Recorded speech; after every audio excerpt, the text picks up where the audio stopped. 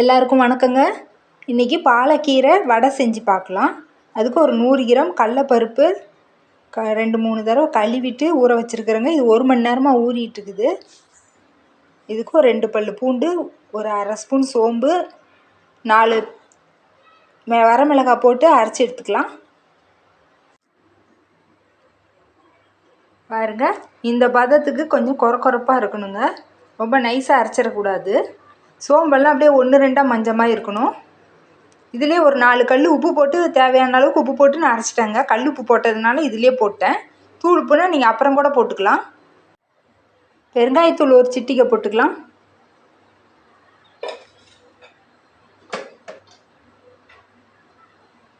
வெங்காயம் நறுக்கி வச்சுருக்கிறேன், சின்னதாக அதி போட்டுக்கிறேன்.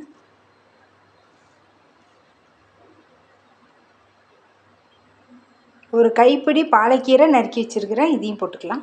தூளாக ரொம்ப தூளாக அரிஞ்சு வச்சுருக்கிறேன். நல்லா பிசைஞ்சு எடுத்துக்கலாம். 3/4 ஸ்பூன் அரிசி மாவு சேர்த்துக்கலாம்.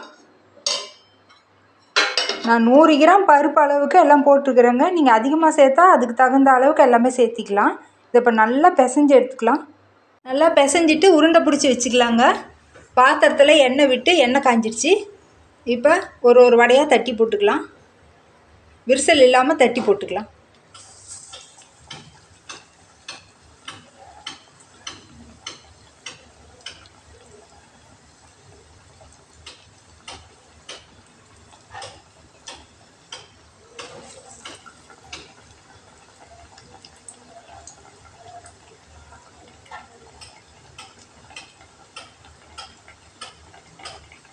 கீரை போட்ட உடனே நல்லா பிசைஞ்சிட்டு உடனே வடையாக தட்டி போட்டுருங்க. இல்லைனா பாலக்கீரை தண்ணி விடும். உங்களுக்கு தேவையான அளவுக்கு தட்டி போட்டுக்கலாம். எந்த அளவில் வேணுமோ அந்த அளவுக்கு.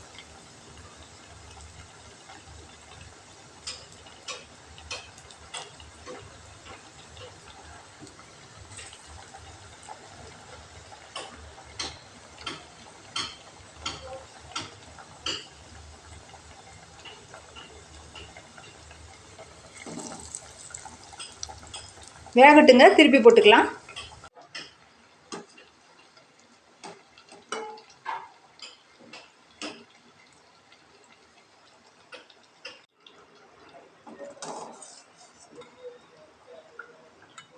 பொன்னிறமாக செவக்க விட்டு எடுத்துடலாங்க. வெந்துடுச்சு. தீயை அளவாக வச்சுக்கோங்க.